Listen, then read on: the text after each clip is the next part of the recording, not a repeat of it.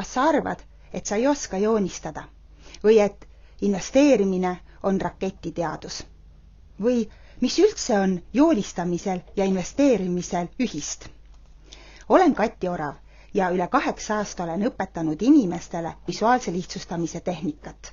Joonistamist selleks, et olla parem õppimises, eesmärgistamises, koostöö tegemises. Olen kogenud sellel teekonnal, kui paljud inimesed arvavad, et joonistamine on raketiteadus ja et sa pead olema juba väga hea kunstnik, et üldse alustada. Üks samasugune teema ühiskonnas, mille kohta arvatakse, et see on väga keeruline, on investeerimine. Üle 8 aasta olen olnud ka investor ja liigun oma finantsvabaduse suunas. Pean tunnistama, et ma ei ole aktiivne investor ja ei tea sellest maailmast kõike. Kuid on midagi, mida ma tean ja mida ma kasutan. Selleks on visuaalse lihtsustamise tehnika, sest täpselt nii palju kui igal pool mujal on ka investeerimismaailmas väga oluline näha suurt pilti.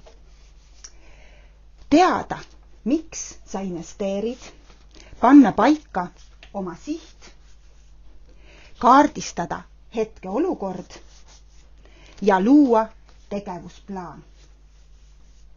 Et see kõik teieni tuua, olen pannud seljad kokku mikroinvestor Mariniga, et tuua teieni selle suve kõige ägedam ja vajalikum lühikursus nimega visuaalselt finantsvabaks.